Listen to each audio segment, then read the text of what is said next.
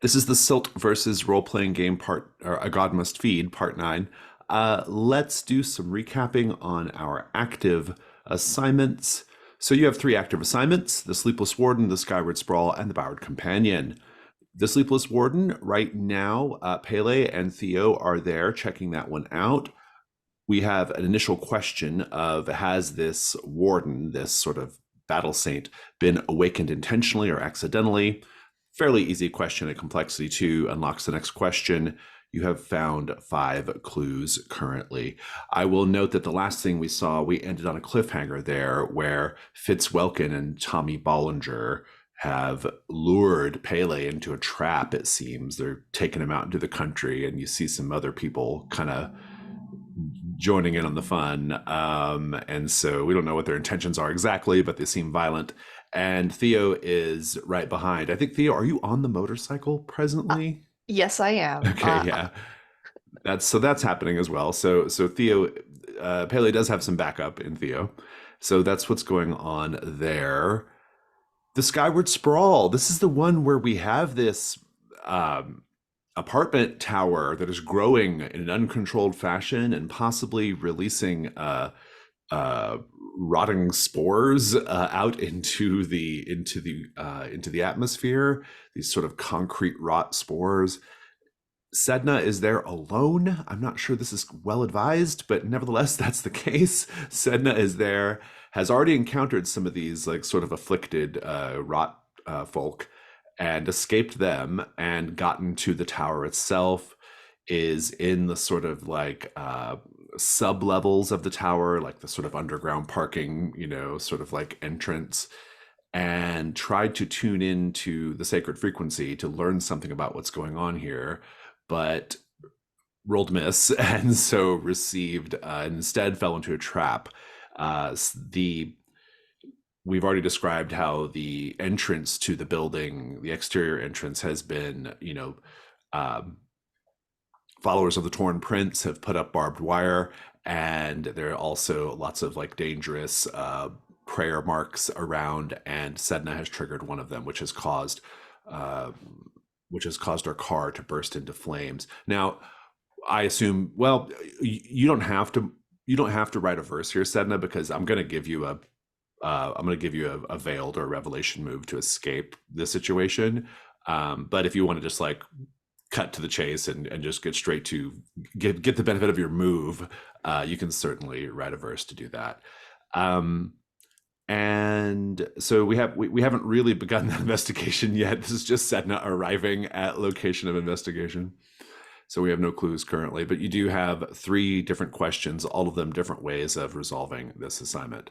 And then the Bowered Companion. We don't have Alex today, so that's the one that Jasper's on. It's really interesting because these 3 active assignments all have really different vibes and different like pacing and vibes, and this is the sort of like weird sleepy hollow one. And so we have Jasper Finch walking to the town of Alm in the Whisper Plains, trying to figure out what's going on with this trade road that has been beset by what we believe is a little known god of travelers acting out. And the initial question is, what is the quickest way to retake the trade road, destroying the god or appeasing it? That unlocks the next appropriate question. We have 2 clues. We did leave Jasper on a bit of a cliffhanger, but since we don't have Jasper today, we'll just kind of not worry about that for the time being and cut back over to the rest of the group and kind of pick up with Jasper next time. Taking a look at the custodians and just a quick condition check. Theo, in as good a shape as I've ever seen Theo when it comes to conditions, with only 2. Sedna has overconfident, not very helpful so far. Pretty bad condition up to this point.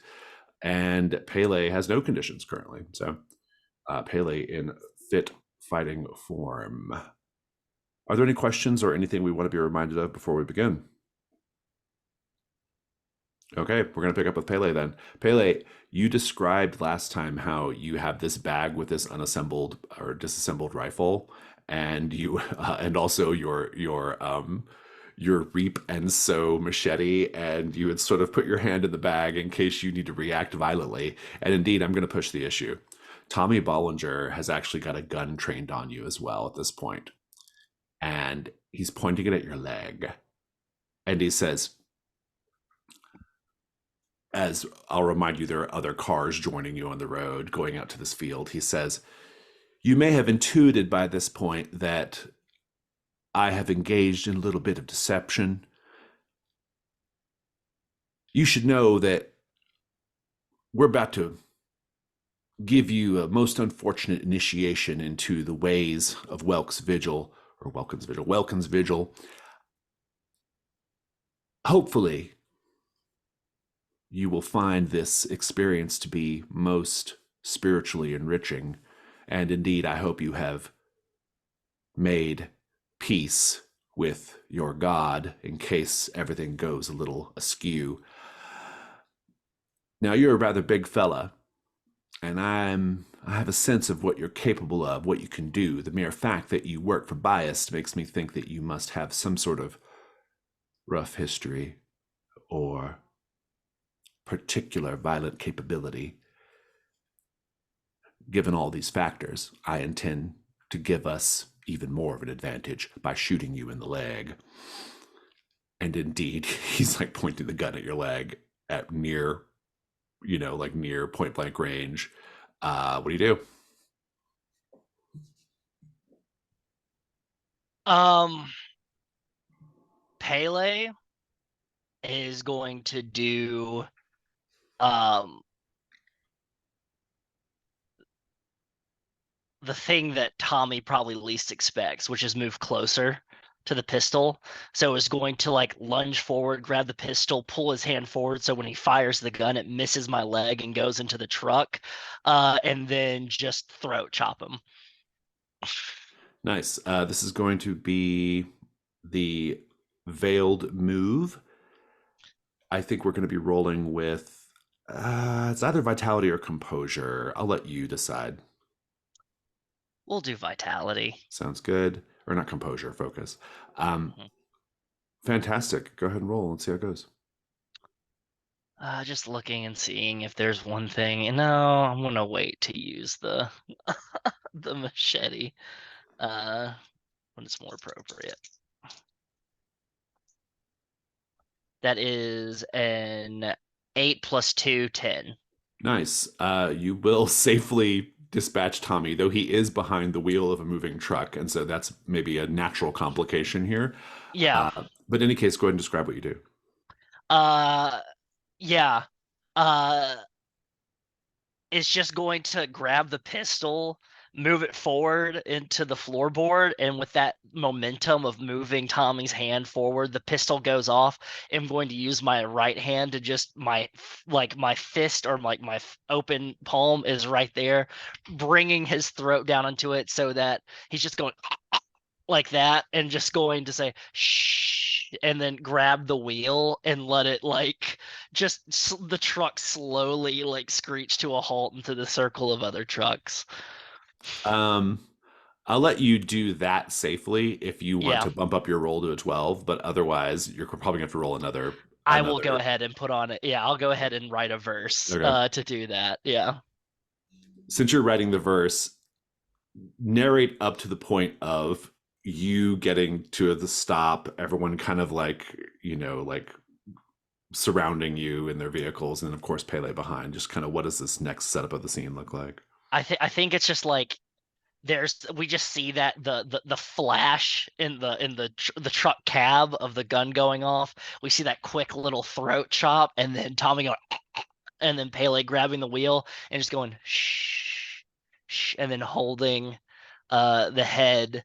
And then as we're slowly rolling to a stop and everything, Pele just with left hand holding the wheel opens Tommy's lips a little bit and looks at the teeth in there and then pops him a couple times on the cheek. And then we cut to the outside where we see Fitz Welkins and the rest of them in their trucks. And you just see the truck rolling to a stop.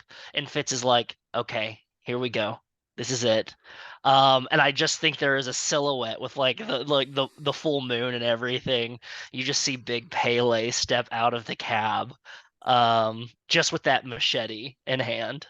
Theo, you're right behind. Are you gonna like just pull right up, or are you gonna take a more like sort of sneak attack approach here? More sneak attack approach because I am not strong like Pele is. I have to catch people from unawares, and I'm not sure what the circumstance is quite yet because they may have guns. Who knows? Probably. Fantastic. So you're trying to stay a little bit behind. I like that. Mhm. Um,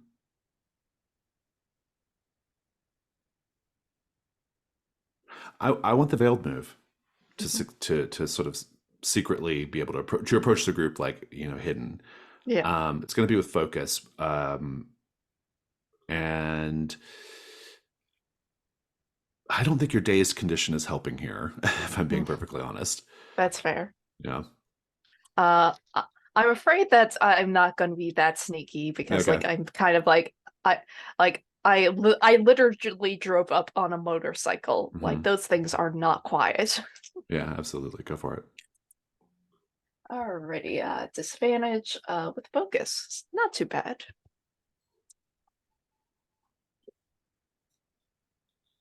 I stand corrected. Very bad. That is a 3. Oh, not great. I think we just hear like this loud rumble of the motorcycle just pulling up.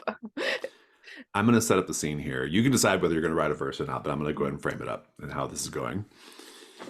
Everything is as described, Pele, or as Pele described, like fully in control. Tommy Bollinger, like gasping, um, Fitz and the boys in their sort of semicircle, of trucks and vehicles getting out, facing Pele, also getting out, um, or at least bringing the truck to a gentle stop out in this field.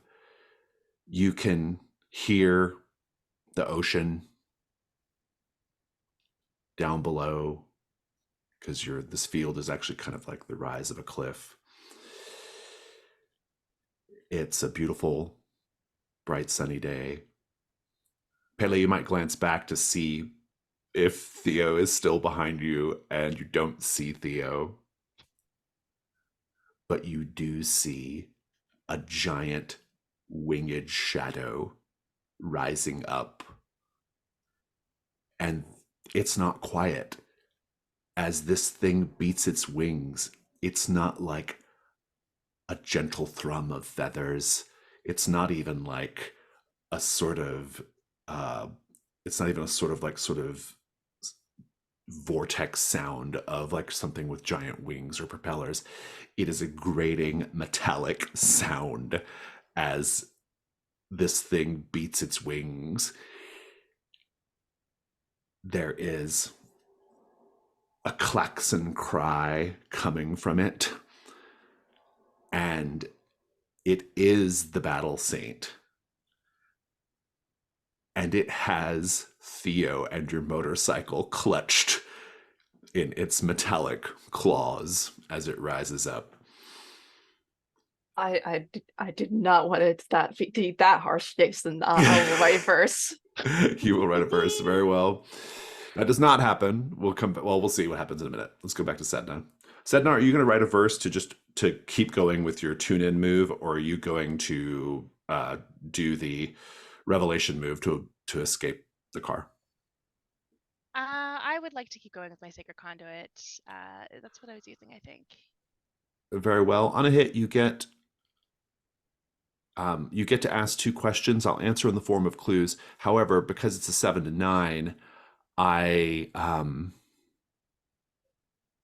or this is a voice in the static.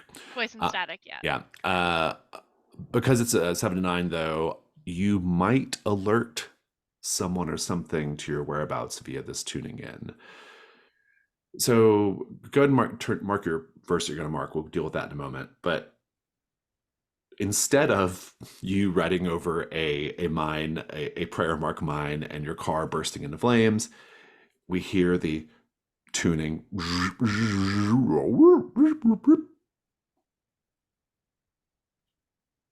And a woman's voice, though a different woman's voice than we got in the alternate timeline.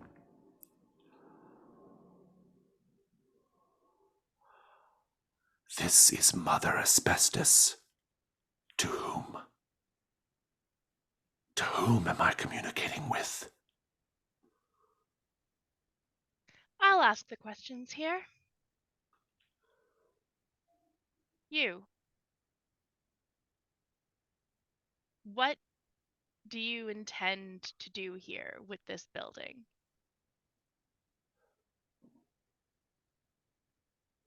The dreamers of ease will climb and climb. Those who are worthy will reach the lofty heights.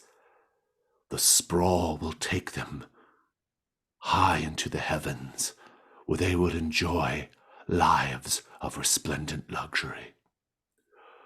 Those who are weak in their faith shall have it strengthened and resolved by diving headfirst into the sacred shaft. I am merely a herald of this new way, this new God. And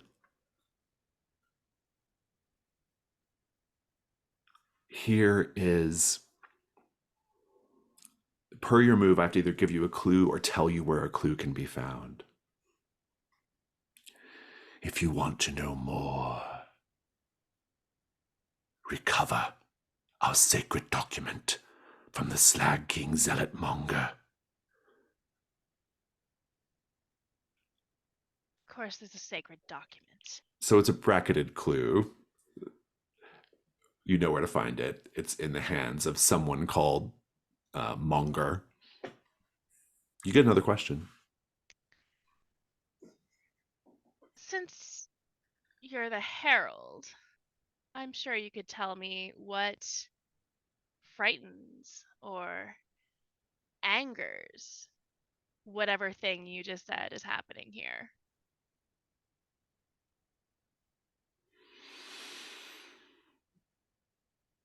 Unless you don't know. Then if I could talk to a better herald.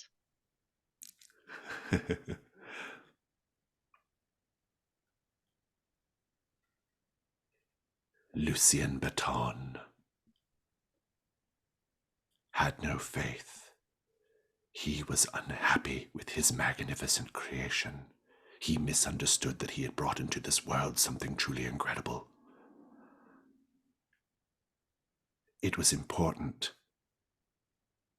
that his unintentional heresy be silenced. That's a direct clue. Now, will you come and join the conflict? Will you choose a side? Oh, I'm on my own side. I don't need to choose any of yours. But thank you for the information. There's just a buzzing and a as the radio goes out. As you bring your car to an idle near the subfloors, the entrance to the subfloors of the tower, you see a trio of people approaching you. One is a woman wearing a yellow construction hard hat that has been marked up kind of like a helmet, like in Vietnam, like with little sayings and stuff all over it, like in Full Metal Jacket. And two others that wear heavy, like sort of heavy aprons and face masks, like they're welders or something like that. And they are approaching your car. What do you do? Ugh. I really don't want to have to deal with people. I kind of want to, unless one of them is this monger that I want to try and find. So I probably should actually deal with people, which is what Sedna hates to do. So I think I'm just going to get out of my car, which I'm sure I rented under Theo's name, and I'm going to have I have a keychain taser. I'm going to keep that in my hand, Keep it ready to go handy. in case I Yeah. need it. In Yeah. case this goes, sideways. Fantastic. We'll come back to this. Theo, are you writing a verse to avoid being snatched up by Oh, the sleepless warden? yeah, of course. I think this sort of reminds me about the time when I first joined the Wrenchman's Order. Mm. Surprisingly less violent than this, and like because like there's like, but still like circles are a theme. I imagine we see the scene of like a bunch of robed figures out in a field in the middle of the night. I think like in the center is like this very old man who is very obviously like just like not doing well. And I think Theo tries to take the burdens from him.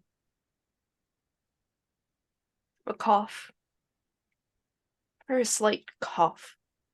That's all he can take because the old man has just too much. I think this the strain of it all. Theo watches him die, but that doesn't matter. Theo did take something and eased a burden. And I marked the ashen circle, which increases my communion by 1. So your die roll now is a 7 to 9. You bump up a tier. I have to tell you how you'll be vulnerable if you continue with trying to approach this situation. And you can decide whether you back out or not. Mm-hmm. But basically, you're going to see the shadow of the sleepless warden overhead, and I'm going to give you a condition marked by the battle saint. The divine will haunt me for the rest of my days. I'm going to go forward with this. Sounds good. So you are in a position hidden from Welkin and his boys. Pele, this might be a good time to check in with you, Pele, because I'd like to know what Fitz and the boys are seeing. What do you look like? What's going on here?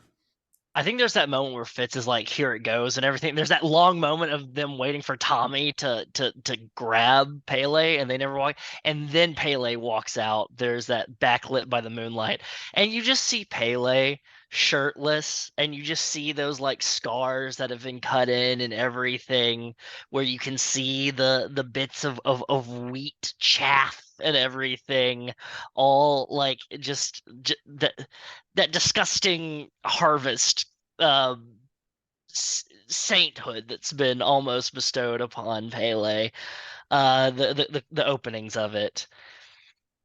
Just holding the machete. And just walks in front of the truck headlights, further backlit now because Pele Kessel is anything. If Pele Kessel is anything, they are a dramatic bitch. To be clear, it's daytime. Just want to throw that out there. But yes. Oh, it is daytime. But okay, I love all the in rest my of that. brain, Yeah. No. Yeah, there's no headlights. Yeah, it's just daytime. The Pele just walks out then. Yeah, no drama or anything. Fitz, with his green sort of serviceman's jacket. He hasn't served anywhere. He's too young for that, but he's got the jacket with some pins on it and his undercut. He says,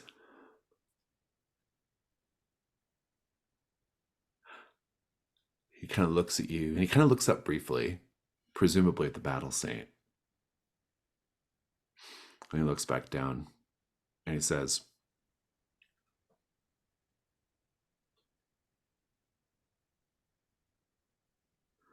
I'd say that we don't mean you any harm, but that would be a lie. We definitely mean you harm.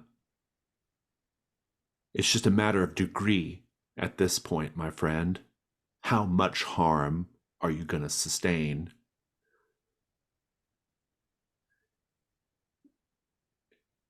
If you agree to turn back, you and your friend, get the hell out of here, then the amount of harm we will dole out to you will be, in the end, relatively inconsequential. But if you want to stay in Welkin's Vigil, there's a price to pay for that. So what do you say?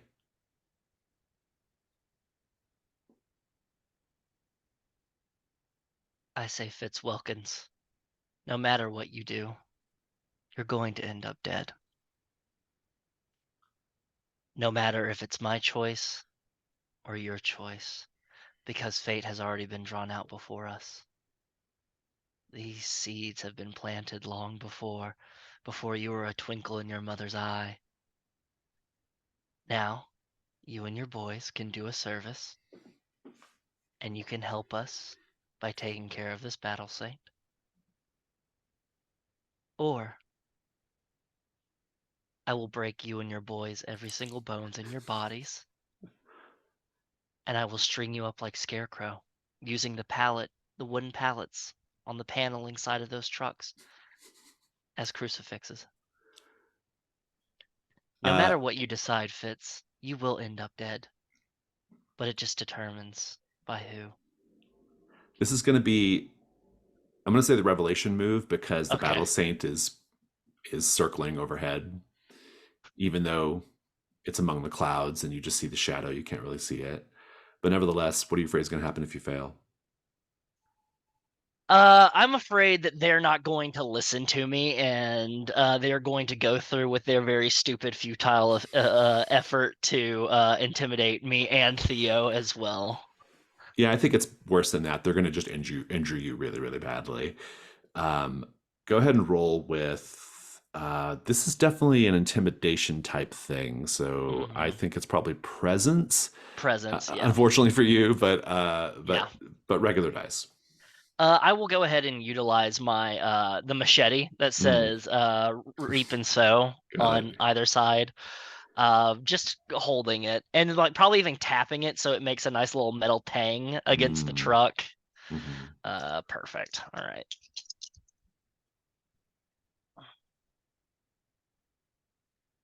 Okay. So that is a 5 plus a 4, but a -1, so an 8. It's going to work. Fitz is going to laugh it off like this is just kind of a joke that they're playing. And then they're all going to get back in their trucks and they're going to leave. The complication is going to be Tommy Bollinger has slipped out the driver's side of the truck in the meantime and is going to jump you from behind. Okay. I will let Theo intervene since Theo's hidden. Perfect. But that's the way it's going to go. Fitz says,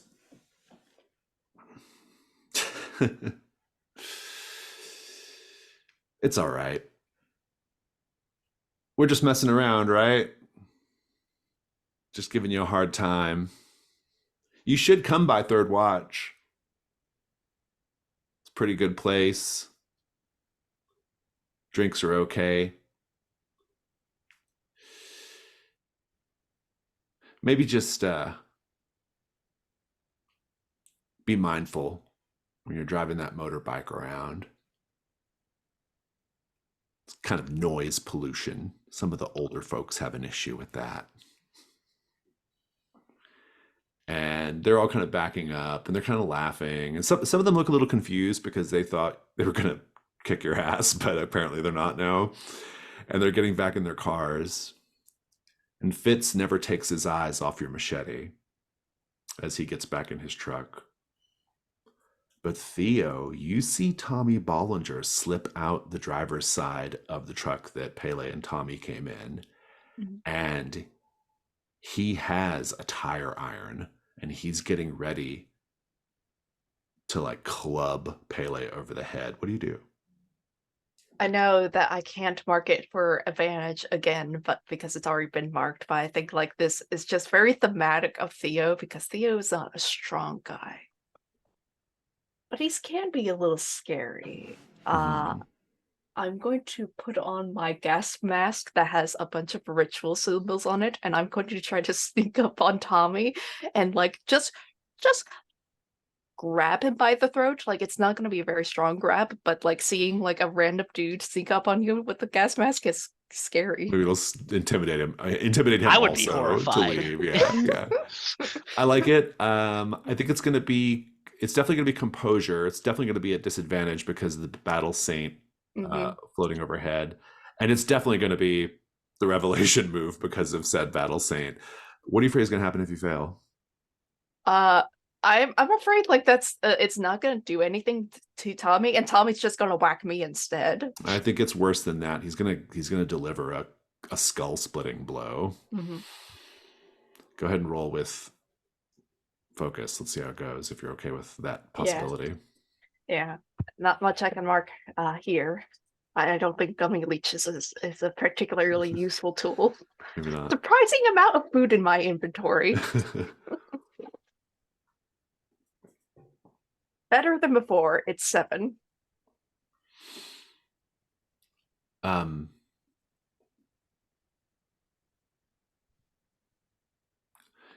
you're going to dissuade Tommy.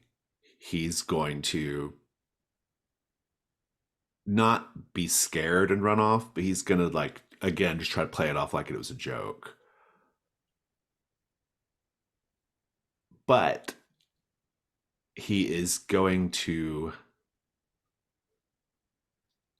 I think he's going to as he leaves he actually like grabs the gas mask and slips it off your face and takes it with him. Oh god damn it. I am going to eventually I'm going to get Tommy back. I'm not going to spend a verse on this, but I'll get him back. When you grab him and spin him around, he sees you and he realizes very quickly that if nothing else, it's now 2-on-1, right? And he kind of like gently lets the tire iron fall down to his side and he's like, hey, it's all good. It's all good. And he reaches out and he kind of just lifts the gas mask off your face. And he says, I haven't seen one of these in a long time. And he actually just throws it into the seat of his truck and gets in the truck and just gives you a courteous nod, both of you. Theo's not courteous. He just flips off at Tommy. Tommy spins his tires a bit as he backs out, kicking up some dirt, and drives off. Pele is going to move next to Theo and almost do like that brotherly or that fatherly like arm around the shoulder, just like big person, little person, and then just be like, "It's okay, Theo. Their time will come. Mhm. We all must have patience for a harvest." Yeah. Let's check in with Sedna. The woman in the hard hat, marked with slogans and prayer marks from the Slag King.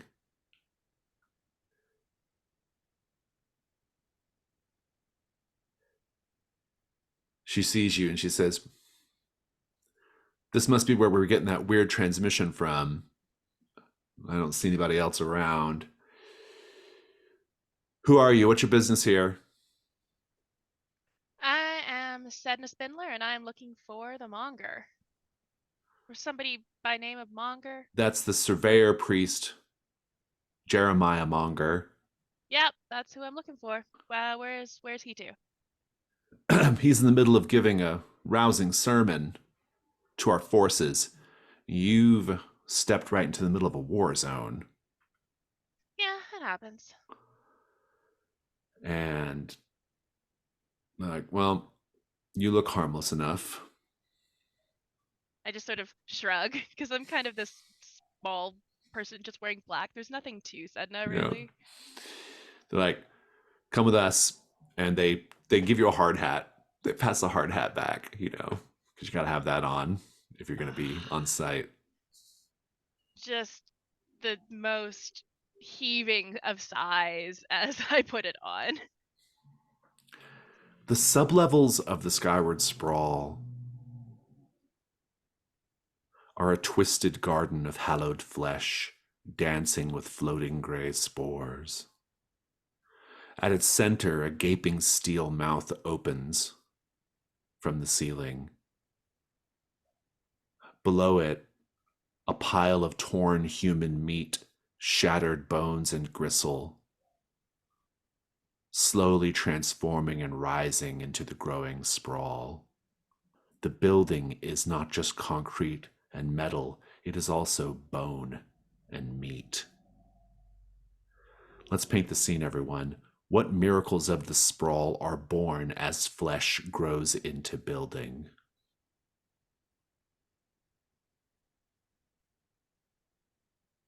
We can see how arteries and veins and capillaries have been transformed into wires and pipes and other things to send water, chemicals, whatever needs to be sent up and down through the building.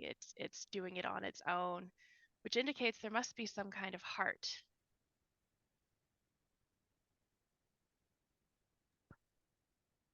They say that eyes are the windows to the soul, and we see that is in truth, as the windows of this building are formed by sclera and iris and more transformed pupil into brilliant, resplendent windows that glitter in a sun that is far above the overcast of the spores below.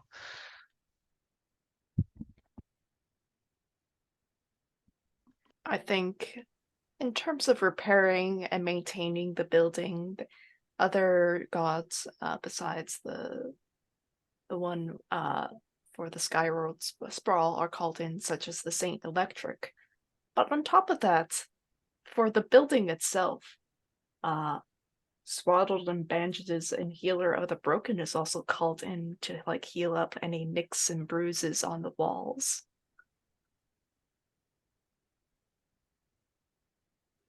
Those are good paint the scene answers. That's good. Sedna, I think this is a pretty horrifying thing, and I want you to make the revelation move to keep your nerve here. What do you afraid is going to happen if you don't? I'm afraid that I am going to literally get sick. Oh, with the concrete And rot. yeah. It's worse than that. You see immediate signs of it on your flesh. Oh no. You've been inhaling it this whole time. Should turn the AC off on the way in. Damn my overconfidence. I know. Yeah. I think overconfidence is certainly a problem here. And it's going to be with focus. Disadvantage, but you do have +2. So Okay. Well, I'm just gonna roll it and see how it goes. All right, that's a 9.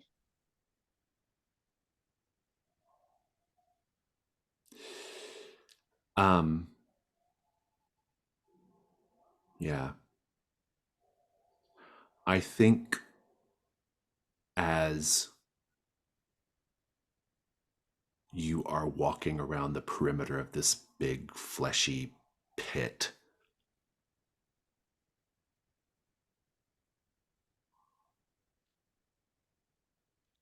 you see what appears to be an unused entrance to an elevator, but there's no elevator. It's just the door is open and you see the shaft. And you hear, ah! And then you see a body just smash down. They are twisted and broken. They are screaming in pain, most of their bones in their body shattered. But with their last gasps of life, the last little bit they can manage, they are trying to drag themselves into the flesh pit. They're just like, I'm coming. If I seek the ease, I wish to live in the lap of luxury. I give my body to this great and worthy effort. Oh, oh.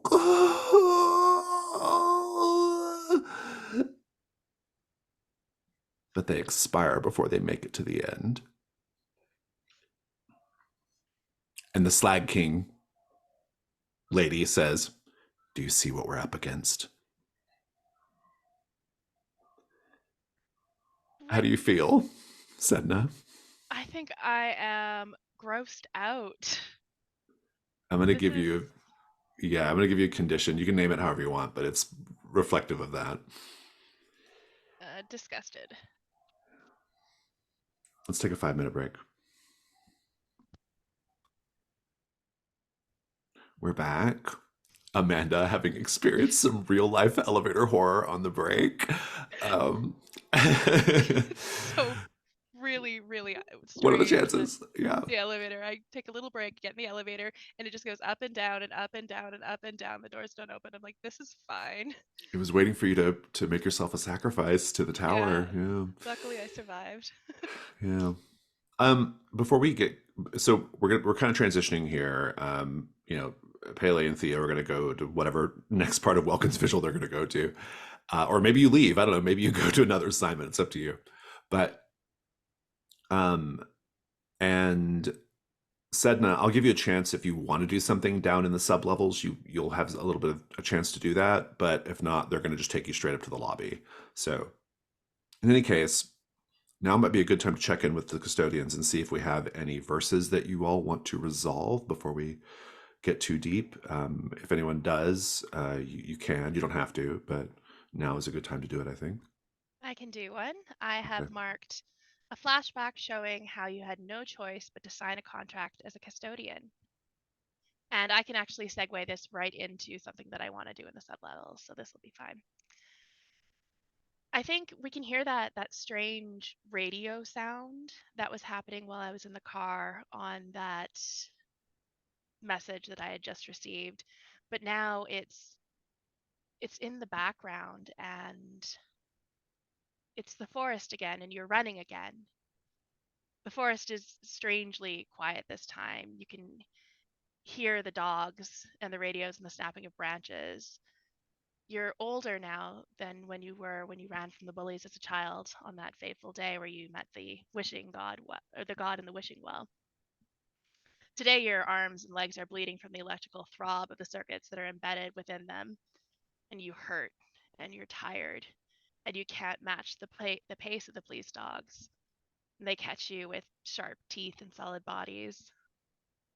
The police, they're faceless, they all look the same. They push you up against the car and twist your arms, force them into cuffs. You can feel the metal in your circuits. The metal of the cuffs, you can feel them in your circuits. You can feel a spark, but you're exhausted. It's over.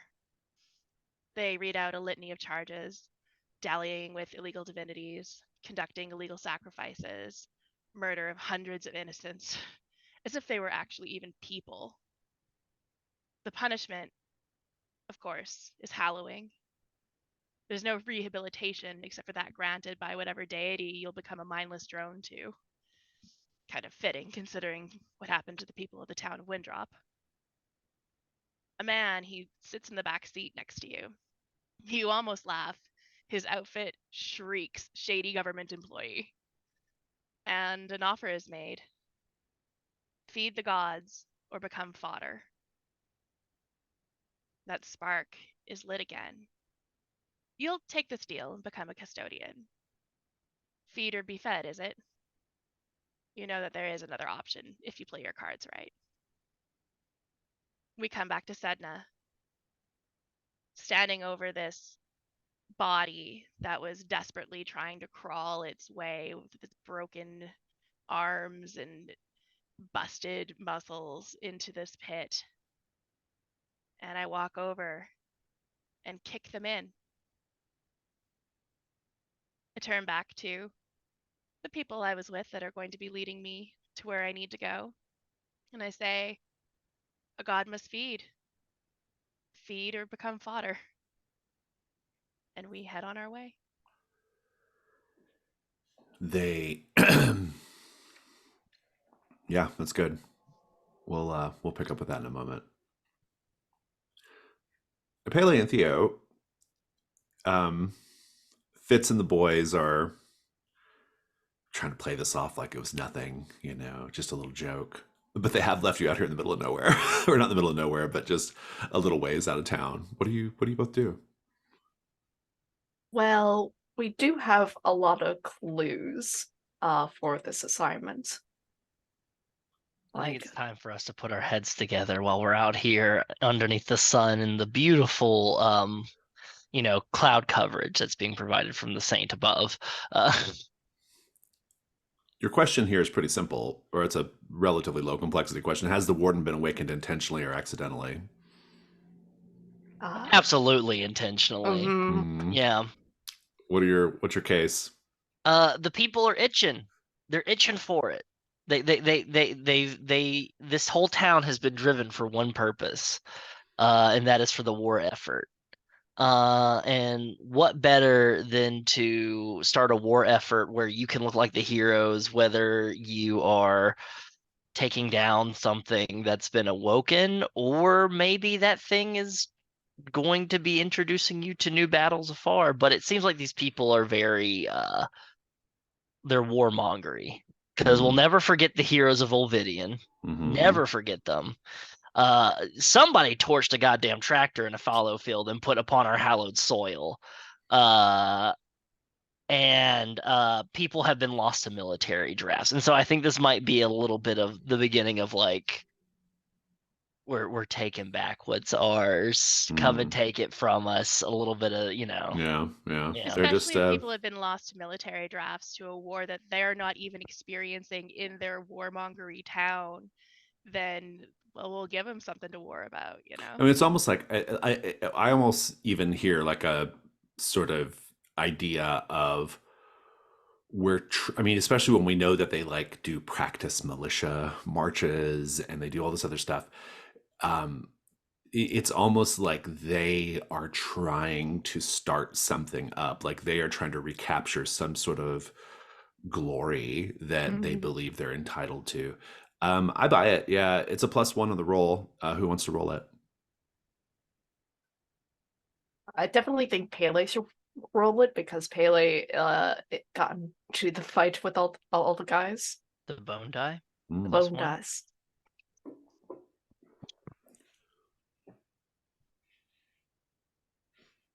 Oh no! That is I'm gonna try to tilt it so they don't move. That is 6 on both. Oh, Plus nice. 1 is a 13. Nice. I can't even remember if there's a 12+ thing here or not. That is the only time I'll probably ever roll a 12 on those bone dice because they're so weird. Oh, there is. On a 12 plus, the answer is correct, as is on a 10 plus. But the events are also connected to the conspiracy. Someone from the conspiracy will reveal themselves to the custodian while they're pursuing the opportunity. Yeah, I mean, we've already kind of established it because we've saw Dr. Ishikaru here. I think it's going to be even more intense than that. I think when the two of you get back to town, you're going to see that the Institute has set up their own little booth where they are encouraging people to come sign up for experimental trials to serve their country. And that's happening, I think, when that will be sort of a thing. And furthermore, I think that the people from the Institute might try to like rope Pele into being like a, look at this fine patriot here, and like, kind of to convince people. Ishikaro's doing the Ken Watanabe meme from Godzilla. Let them fight. Yeah, exactly. Let them fight. I love it. You are correct. So let's get our next question here. So let's see. This is Sleepless Warden. It was awakened intentionally. The question now is, how can it be pacified? So let's go ahead and paste that in to the questions. It's a complexity 4. And the opportunity is resolve the assignment by approaching the warden and persuading it that there is no imminent threat. And per the rolling a 12 plus, so, well, I don't know. No, the 12 plus only applies to the last question, which is just to show how the town has changed. That's how I'm interpreting it anyway. So yeah, resolve the assignment by approaching the warden and persuading it that there is no imminent threat. That is your thing you're looking to do. You've got 2 clues on it, so you're not really too far off here. Be thinking about where you want to go next.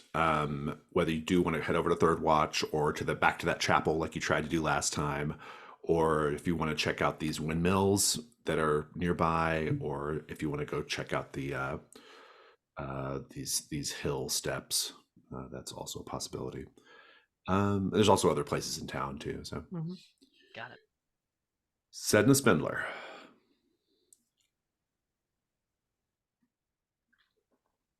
As I think they're kind of waiting for, like, they have to get an escort down from the sublevels up to the lobby level, right? It's a whole security thing. And while you're kind of waiting, one of the guys with the blowtorch mask, he raises the mask up and he says, I'm Ezekiel Faber.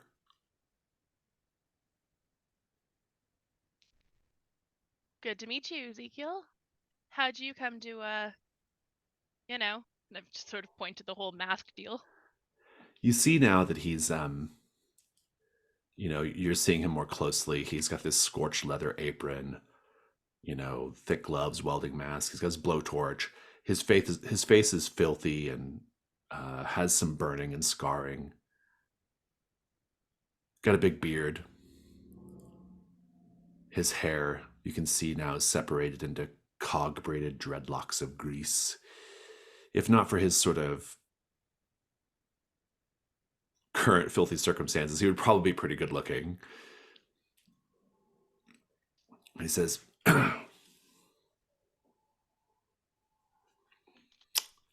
well, our industrious deity don't like rich folks spoiling his designs.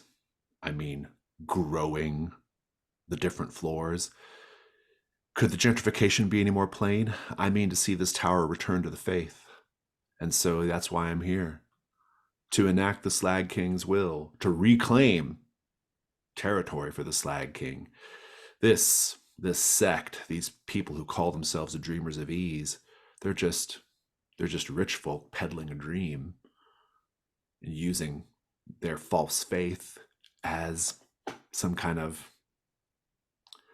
balm or cover for what is really just a desire to take what is not theirs, to keep people down, and to despoil the Slag King's sacred blueprints. Yeah, that sounds like fanatics for you. I like Kinda that all the shade same. of lip liner. What is that? Black.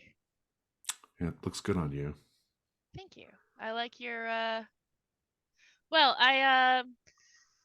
wondering, these rich folk that you're talking about that are here, why not let them all just toss themselves down the elevator shaft? Seems like Well, that's what they want to do. because they are not the ones who throw themselves down the elevator shaft now, are they? They've convinced people that they too can achieve the lofty heights of the skyward sprawl, the dream of ease that they peddle. They've convinced poor people that they can achieve that if only they sacrifice themselves now in this life. They can be reborn into the lap of luxury. It's all bullshit, of course. Usually is. And that's what we're fighting against. And just as a little heads up, I would probably not tell anybody how you kicked that body into the pit. I don't think you did anything of particular religious significance because there was no animating force behind it in terms of your faith or any faith, but nevertheless, that pit is a problem. More things down in there. You can get rid of them all at once, right? Yeah, well, we gotta finish this fight. It's not good. It's not great. It So is what these it is. I kind of gesture to the spores in the air. Is that Slag King, or is that, you know? I think you've got enough. You've asked enough. You've done enough to get a roll here. Do the information move with presence. Oh.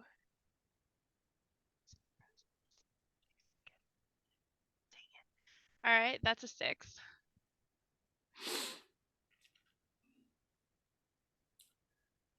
As you are asking him the question, you'll notice that he instinctively goes to pull his shirt sleeve down a little bit over his arm. And you can see he has on his arm a number of open abscesses filled with rust. Ew. He sees you seeing it and he says, I don't have long. I'm going to be making the ultimate sacrifice for my God. I have no doubt of that. We're going to take back this building. We are going to put right the Slag King's divine plans. Surveyor Priest Monger, he has it all figured out. But first, we have to win the fight. I just hope that the concrete rot doesn't take over too fast for me to be able to help. And then he kind of like gets a little wistful, and he says, you know, it's really too bad that I probably don't have much time left. You seem like a pretty cool chick. And then he gives you a little playful knock on your hard hat. Well, I might be able to help. Oh yeah? I would like to divine or channel the divine currents, the Saint Electric, Mm-hmm. from myself into Ezekiel to try and burn out some of this rust, because rust is just a form of metal, right? Copper is a Yeah. conductor. Oh, very interesting. Now we have to check in on your move, the Sacred Conduit, because Yep. you will be marking your third box. And when the charge track is full, an arc of raw divine current erupts from your body. You'll have to make a roll, and some things will happen if depending on how it goes. But yeah, I'm into it. This is going to be the revelation move. It's going to be the revelation move with vitality. It is going to be made at disadvantage because of overconfident, but the disadvantage will be canceled out if you mark the charge box and do Sacred Conduit. So you'll be rolling 2 dice. What are you afraid is going to happen if you fail here? I'm afraid that I'm going to channel too much and literally just stop his heart. Oh, it's worse than that. This is like a scene from like fucking Shocker or something, or like what's another movie where somebody dies horribly from electrocution? In any case, he's going to be fried on the spot, sizzling and screaming in pain, dead. That's a good point. Chaotic Oh just yeah, brought up that if oh I mark yeah. an item, I can get double advantage. You're the So only that is an character that can do opponent. that. That can get double advantage. Yeah. Do you want to try to mark an item or use an item? I think I will. I will take the. I'm actually going to use my small keychain taser, and I'm Mm. going to use that Oh, as sort of a sure. Yeah. focal Yeah. point I like it. of electricity right onto one of these abscesses. Oh, that's going to hurt so much, but that's okay. Mm. It's not going to hurt me. I'm going to put it right on one of these abscesses so that I can actually channel the focus point of the energy. 3d6. All right. vitality. All of my stats are bad except for focus. Okay, that's a 7. Okay. It's gonna work. The complication, such as it is I think he's gonna like fall in love with you. Oh no. I just want him to do stuff for me. But I guess that's one way to make it happen. There's one way to make it happen. Give me the scene. What does it look like? How do you heal him? I think I've done something like this once before, and it didn't quite work out the way I wanted. But I'm pretty sure I can do this. I take the taser and I flick on the on button and gesture for him to roll up his sleeve. He does. And I hold it over the abscess, this rusted, bloody, gooey, smelly abscess. The thing is, And it actually probably smells like metal tang, right? yeah, More than like blood. old pennies. Yeah, exactly. Yeah. And I brace my feet down because I'm wearing my big solid rubber boots so that I don't become electrified or anything. I there's always that spark in me, and I find that spark and I can feel it sort of moving through my body and channeling through the little circuits that I have embedded in my skin. I can feel them heating up and getting warm.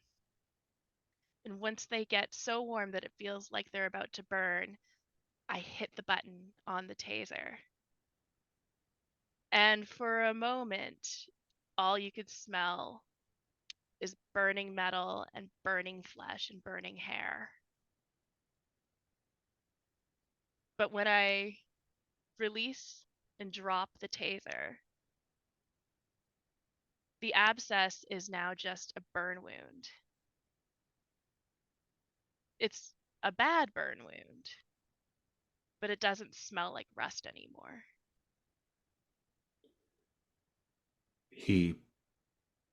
I think you're just at the bottom of a stairwell. The others have gone up already. It's just the two of you at the bottom of the stairwell that goes up to the lobby.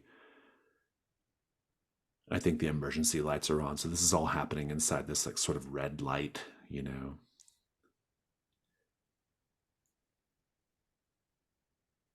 And he says, I no longer hear that woman. The woman that calls herself Mother Asbestos. I don't hear her. Ever since I got the concrete rot, I've been hearing her faintly in the back of my mind, but she's gone. I think you did it. I think you burned away the rot. And he takes your hand, clearly like, you know, being drawn into you. But before this can go any further, I need you to roll your overcharge here. So let's read it. It says, what does it say? Sacred Conduit. Yeah, an arc of raw divine current erupts from your body at this moment. Please roll with vitality. Oh. 8. On a hit, unmark all your charge boxes. And then on a 7 to 9, you choose one from the list.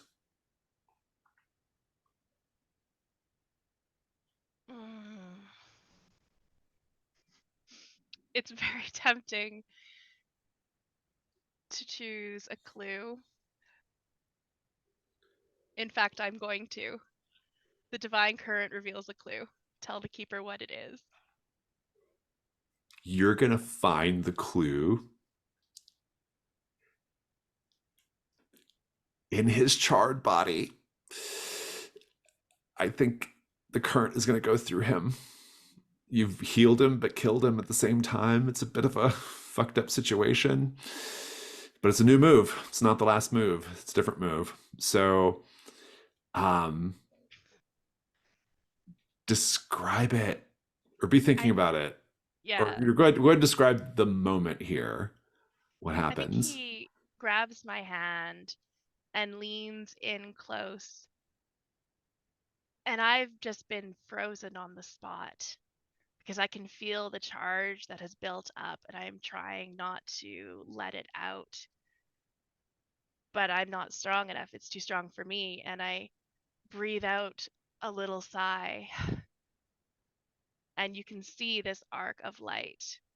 It's like when you can see power going through the electrical poles and passing between them, this sort of just little spark right where his hand is holding mine. And then he freezes, and that smell of burning flesh is back. He's frozen on the spot, and he shakes, and he trembles, and his mouth opens in a perfect oh, a gasp. And you can see the inside of his mouth starting to smoke. You see his eyes starting to smoke, and he starts to shake as from the inside of him, it's like a fire. Every bit of blood inside of him, every piece of copper, anything remotely conductive inside of him is burning up. And he falls to the ground in just a pile of ash with a hard hat. A blessed martyr of the Saint Electric. Oops. Think of what the clue is. Let's check in with Pele and Theo. We'll fast forward a bit. Where do you two end up? Separate ways or going to the same place? What's going on? I imagine the same way because of like just generally like how dangerous like this town is for both of us. Yeah. I Uh, think maybe the windmills would be a good place to check out. yeah. It's been our but I am going to request uh the help of Harlan Scythe because of a previous interaction. I have advantage on a roll and he owes me a task for free. No, very Uh good. yeah. How do you want to get in touch with him? I think Pele is the motorcycle still out here, or did Mhm. the gang of okay?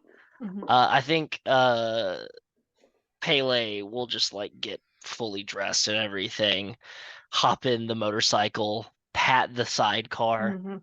for Theo to get in, Yeah. and then we can just scoop up Harlan Scythe on the way Mm. to the windmills. Just roll through the town square and say hop on the back. I think you get to the town square with this rumble of your motorcycle.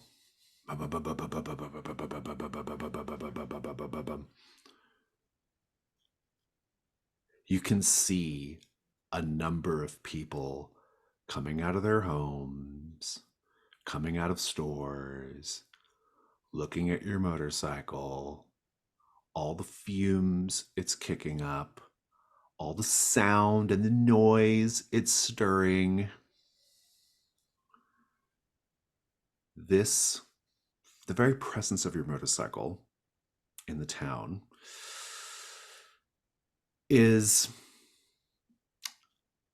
unfortunately a blight and indeed a violation of codes connected to the preservation of historical Welkin's Vigil. Regrettably, we now slide into a special rule that's a sort of out of character rule. I don't think your characters really have any sense of this, though the rule says they sort of do, but I like it more as an out of character thing. But I'll read the rule to you, though. Issue a citation. When a custodian trespasses upon or damages something deemed historically or divinely significant, an official-looking envelope will be immediately delivered to one of the custodians by a courier in the next scene. Your envelope has been delivered out of character. Mhm. The letter says, vaguely threatening tones, A summary of the offending incident, particularly related to noise and smoke.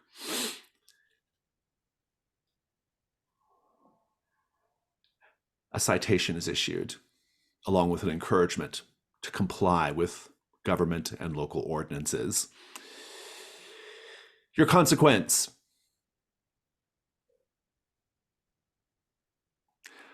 I get to choose. Mark a clue the custodians have found as reclaimed evidence. That clue can no longer be used to answer a question during this assignment. I am taking...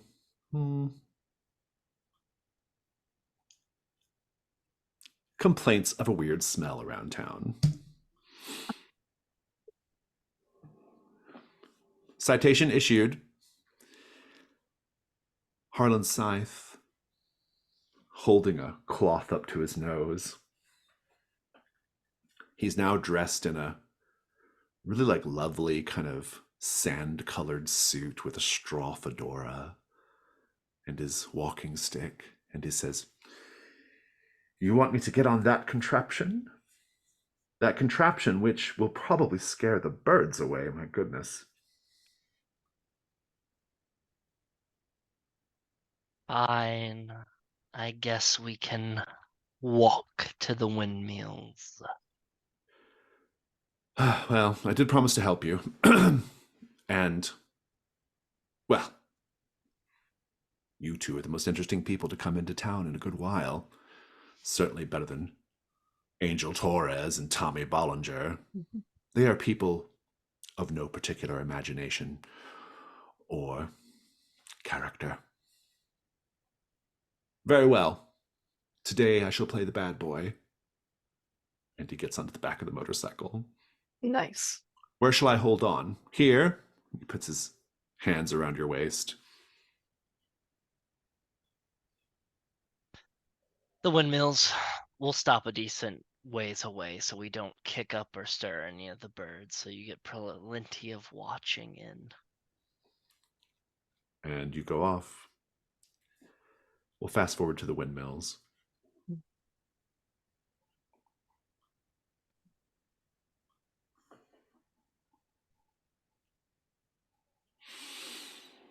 Towering windmill saints keep watch from the hills, their turbine arms and propeller faces creaking in the wind.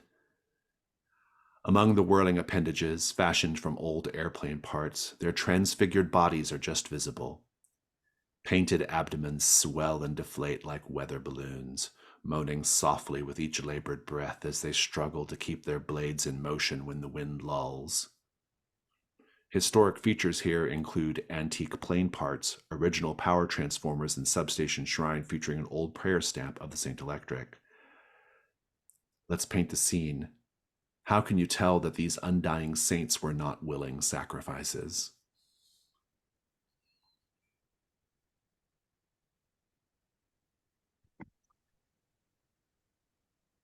There's wire or rope that's been wrapped around them, almost like bolos or some kind of traps or netting have caught them.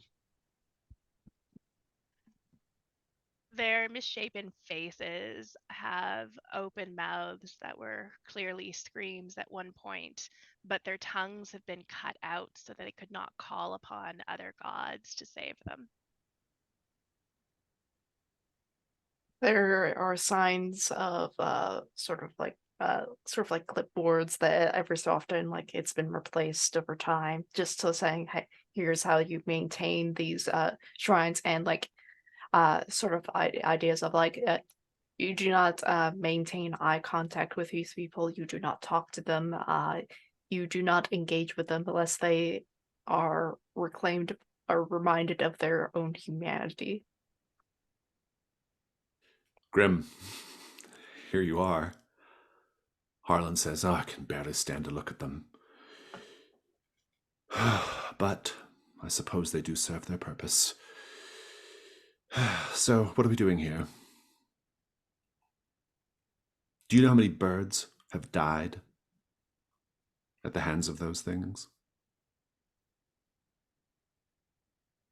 That's why I was hoping you could join along. using your skills and your binoculars of Mm. keeping an eye out for signs of nesting or flight patterns. You think this is connected to the Iron Cormorant? An actual cormorant, by the way, an incredibly beautiful bird. Majestic, even. But yes, let us make a leisurely stroll in a perimeter around the windmills and see what we can see. And then he goes and to Theo. He says, oh, by the way, my name is Harlan Scythe. I believe I think one of the reasons I think we've met Harlan Scythe before is because Theo introduced him because of my move. Ah, I helped him with his bad leg before. oh yeah, he's forgotten completely. Because the keeper forgot. He says, have we met? Yes, once before. Mm.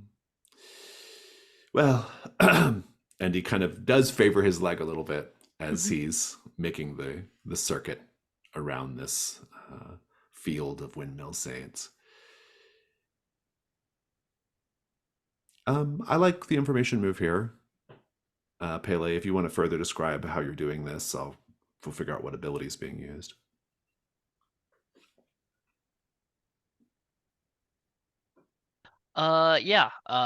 Pele is essentially just going to be looking around the windmills, looking for any signs of stuff that seems out of the ordinary, any kind of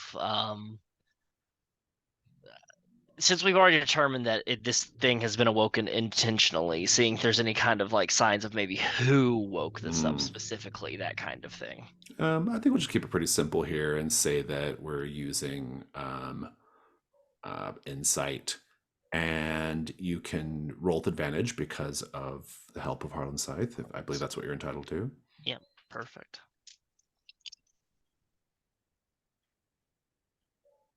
That is a 10. Nice. You get a clue, free and clear. And what are you doing right now, Theo?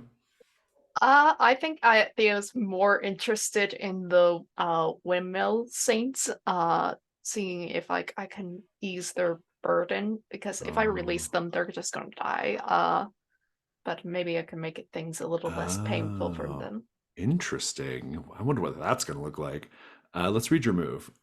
Let's reacquaint ourselves with it here since it's been a minute. Yeah, it's let it pass on to me. When you transfer a physical condition from a custodian or a physical ailment from a side character to yourself, note it as a condition on your sheet and roll with vitality. On a hit, choose 1. On a 10+, choose 2.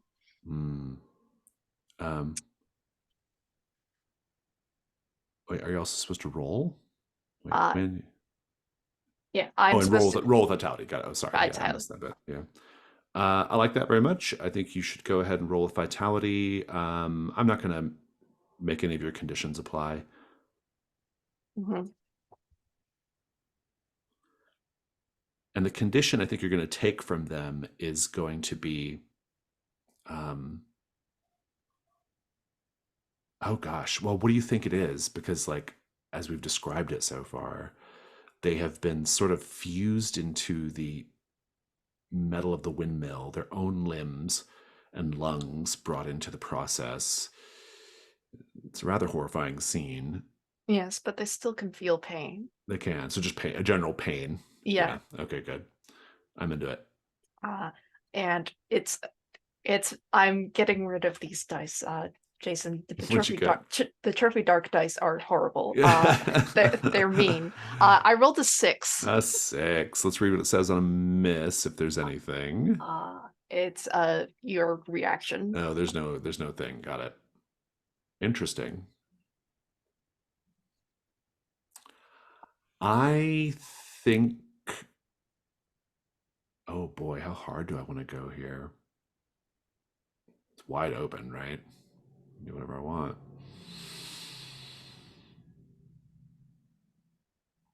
I think that you are going to take their pain, but it's extreme. It's an extreme level of pain and takes up 2 of your condition boxes. And you get no other benefit.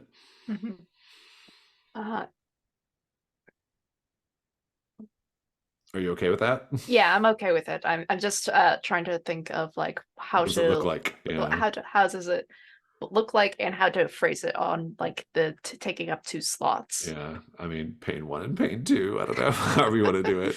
Um, when you're ready, though, I'd love the scene here. I'd like to know what this looks like. The pock smoke traveling between these windmill saints, relieving their pain. It's really bad, and there's several of them, and probably Harlan and maybe even Pele watching on with a sort of quiet wariness. Oh, certainly Harlan will be. Anyway, think on it for a bit. Let's check in with Sedna. Sedna, what clue did you find? I think I kneel down in front of this pile of ash, and I do feel sorry for what's happened. This was not intentional, but I'm more angry at the Saint Electric than I am sorry for this guy. Hmm. I flip over his hard hat that was just lying on top of the ash, and inside somehow this piece survived, tucked into the metal or to the top of his hard hat, a corner of blueprints, just a piece that wasn't burned, Hmm. and it shows that the elevator shaft where all of these people have been falling was not part of the original blueprints. Oh, nice. Good.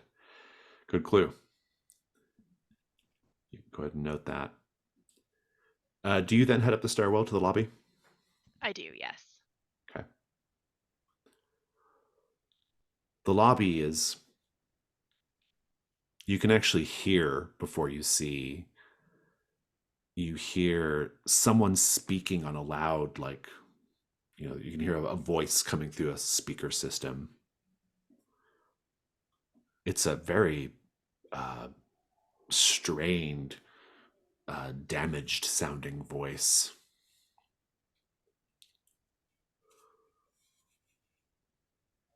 We must take back what was sacred to the Slag King. We must follow the sacred blueprint. We must follow the plan. Disciples,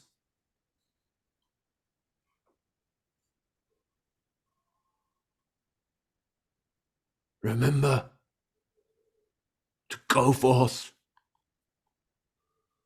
Go forth, being mindful of all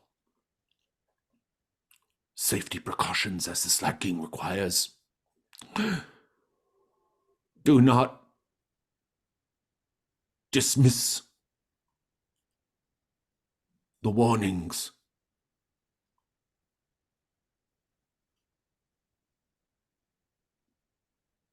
Posted at intervals on helpful orange neon signs. Praise be.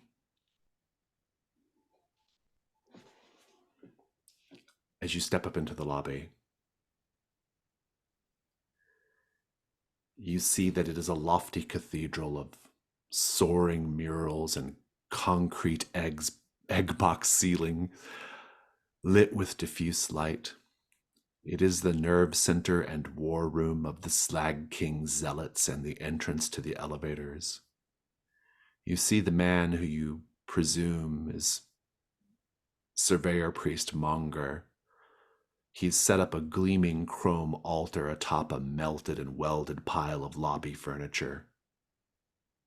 The space has strange acoustics, returning distorted whispers and mysteries if you take the time to listen, and always his croaking voice over the speaker system. There's a squawk of feedback. Disciples, is it in the plans? He's brandishing architectural blueprints in his hand. I said, is it in the plans? Let's paint the scene. How do the murals tell the story of the building's founding? How has the sprawl subtly twisted them? We'll take a 5-minute break here so you can think about this, actually. What are we doing? Let's pick up with the lobby and my question, which was, how do the murals tell the story of the building's founding? How has the sprawl subtly twisted them? The very first mural depicts a small town, just old kind of log housing, really, really old school. Clearly people that have been living there for, centuries maybe. And it shows followers of the Slag King forcibly moving these townspeople away from their homes, away from the land that has now been sold and will be turned into something luxurious and cement and fantastical. And these people that lived there should be proud that this land that they took care of for so long is now going to become something amazing. And it really shows that in the mural.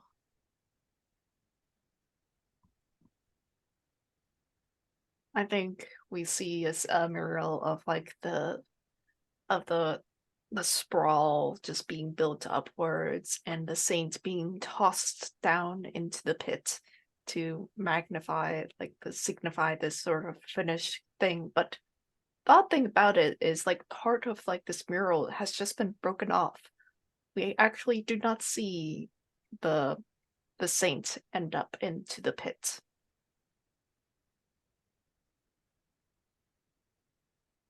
We see fields and fields of agriculture and livestock that used to be boasted in this area, but now this mural has twisted it to make them seem like some kind of creatures, and that the farmers that were tilling this earth and tending the livestock are displayed on this mural in some kind of macabre Black Sabbath dance, as the ever faithful and growing sprawl saved everyone from these twisted farmers of the devil. Sedna, I think hard hat lady comes up to you and she says, "Where's Ezekiel?"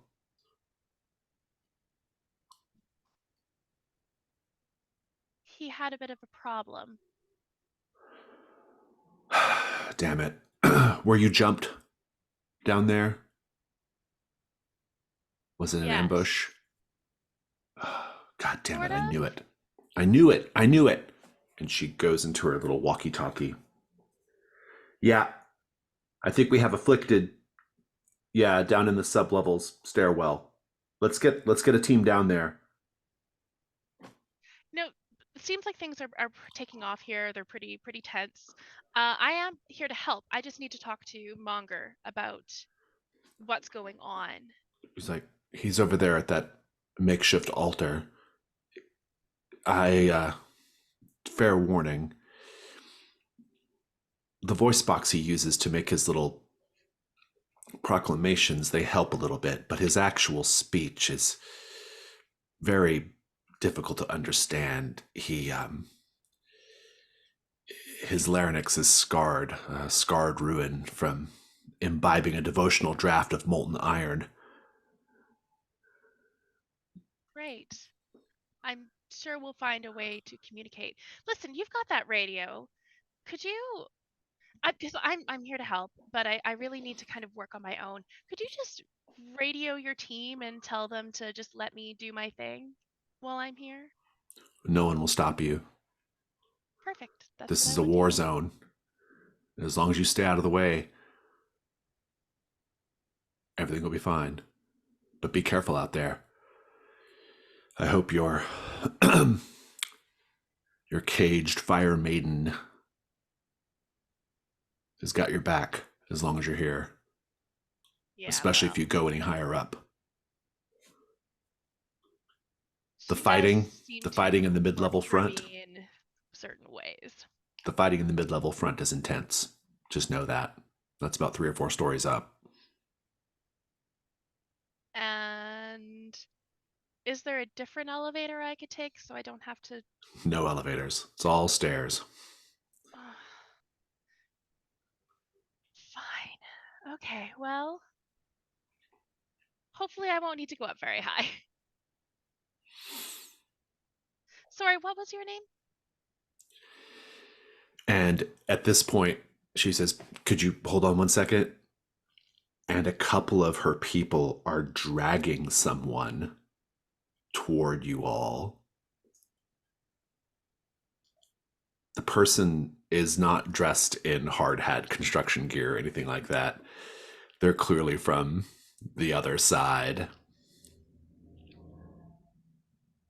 It's a young woman. She's just kind of struggling. I'll describe her a little bit.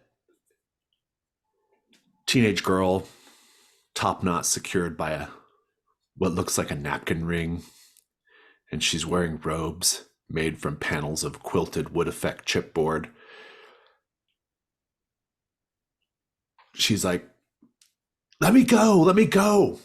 I don't give a damn about your stupid war, the schism. It means nothing to me. I just want to get out of here.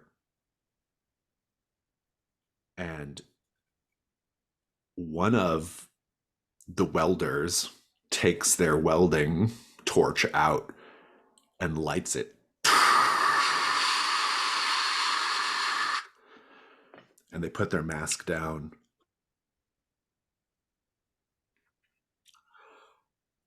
Not before you tell us everything you know about the upper floors. Hard Hat Lady says, you might want to turn away from this. You know that's just a kid, right? Like, she's literally a child. Sometimes these things can't be helped. War Pretty is sure hell. they can. Pretty sure you don't just have to torture a kid. Pretty sure you're choosing to do that. I would like the veiled move here. What do you afraid is going to happen if you can't convince them to not do this? They're gonna do it. Roll with presence, I think. I think it's probably presence. Probably presence. Yeah, let's take a look at your conditions here. I'm gonna let you just roll regular dice. Oh no, it's a 5. Oh yeah, it's not good.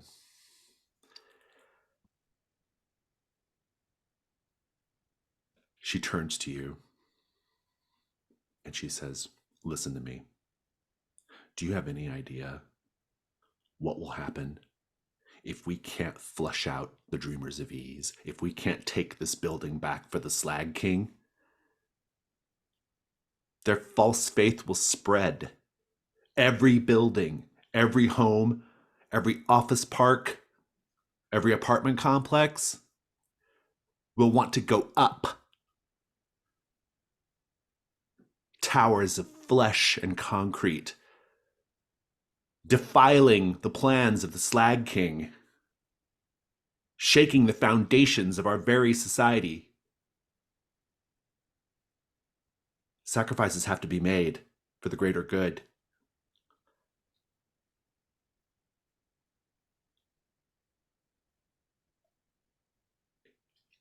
Do you turn away or not turn away? I think I struggle to try and get in the way. To physically try and stop this from happening. They hold you back. You see the welding torch. You hear the screams as it liquefies her eye in the socket. And then just turns it to a cauterized mess.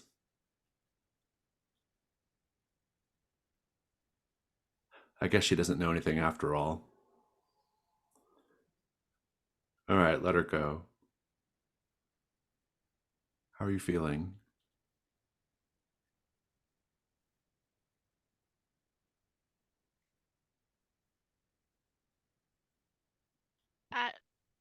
I'm both horrified and vindicated in my hatred of fanatics. Take horrified as a condition. That's my third condition. Once they're done with her, they'll actually let you go to her and do whatever you're going to do. Take her, assist her, whatever you want. They go back. They got to get back up to the mid-level front. Surveyor Priest Monger, he's rattling on about the needs to follow the plans.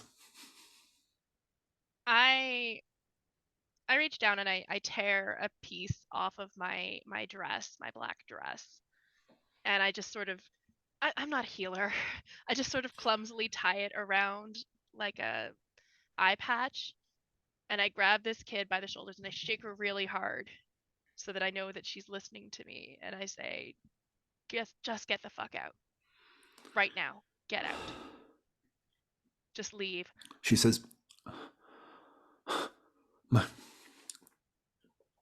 parents, they call themselves Brother Rebar and Sister Plate Glass.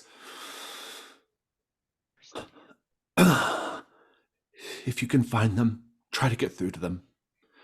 Tell them Novice Timber has got the hell out of here.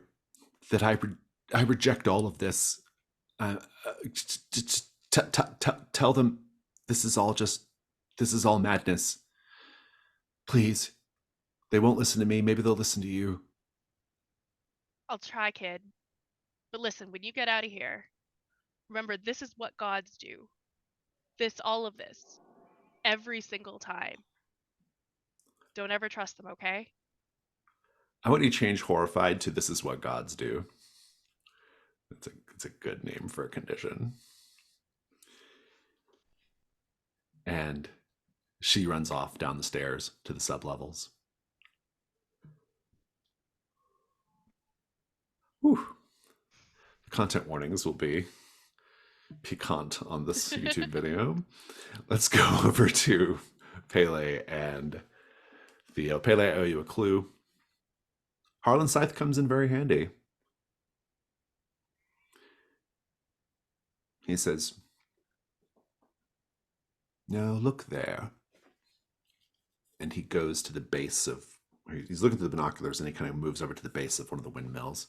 He says, "That looks, yes, it definitely is a nest. But at the base of the windmill, where the blades can't disturb it, there's going to be a lot of that. I hope you came here looking for bird's eggs because well, wait, no. Oh, no, look at this, look." And he hands you the binoculars. And indeed, you see in the tall grass this nest, and tucked into the nest is a book. Do you go and collect it? Absolutely. I think Pele will gingerly hand over the binoculars, and then we'll take the hunting and bone hunting rifle, or the hunting rifle, and we'll drape it across their forearms, and we'll slowly start just moving through the grass towards the nest.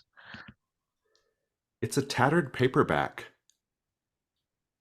about the battle of soil and sky, featuring etchings of crawling tunnel folk and sky martyrs standing vigil on makeshift scaffolding.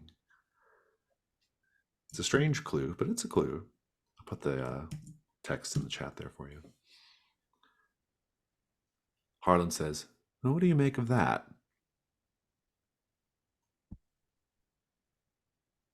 A little light reading before soaring through the sky and patrolling the fair streets of Welkin's Vigil. Well, or perhaps some light reading that was read before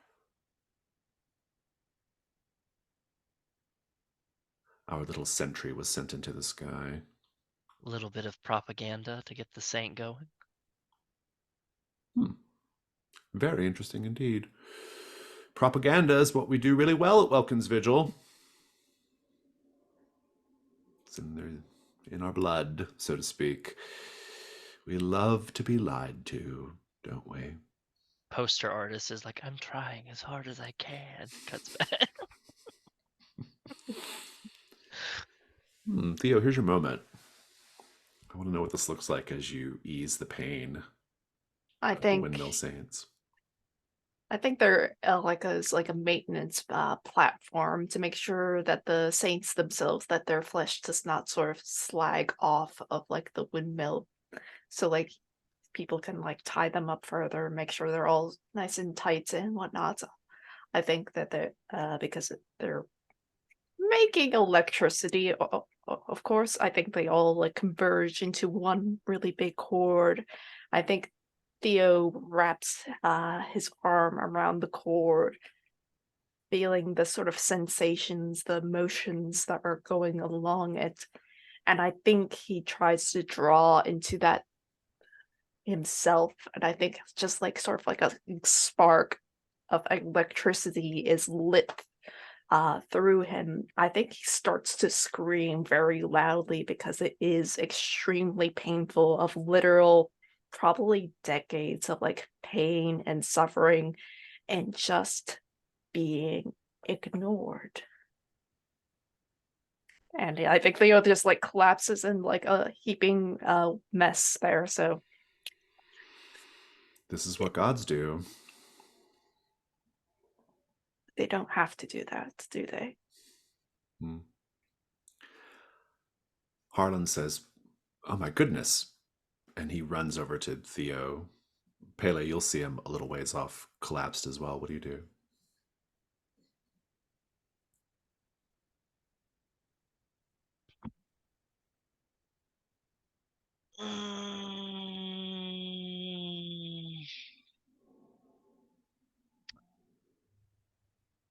Is there a way I can focus and make sure that Theo is safe with all of this? Just that's my utmost importance. Yeah, I mean, you can know that you probably know Theo well enough to know that this is just kind of what Theo does. Just Theo. Yeah. Knowing that he's okay, what do you do? Or okay as Theo could be. As okay as Theo You could know? be. I And think it's Harlan's running up to him too. So yeah. Yeah. I'm just going to kind of keep an eye out on the area, then a little bit of an overwatch and everything, because like knowing it's like, okay, you're okay for right now and everything like that. Let me give you some space. This is clearly this is what you do. So yeah, I'm gonna give some space and just kind of patrol the area and everything. the Windmill Saints, prior to Theo's ministrations, prior to the intervention of the Pox monk, their breathing was labored. Their own distended balloon-like lungs filling and unfilling in order to move the propeller blades.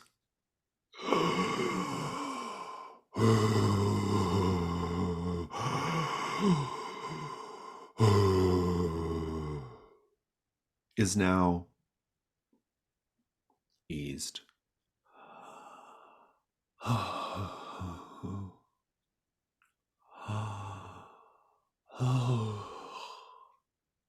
They lost the capacity for language many years ago, but if they could speak, they would express their gratitude to Theo, laying in a slump amid their vast circle. Harlan Scythe says to you, Theo, you gotta give this up. This is too much for your little body, I think.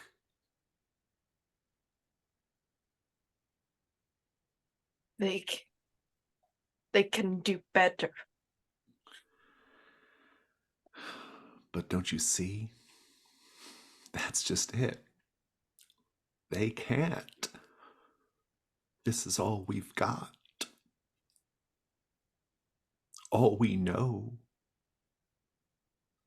is that a god must feed. Even your god.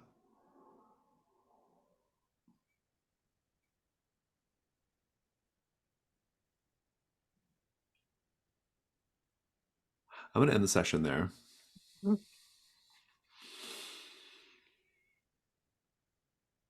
Let's do the end of session questions.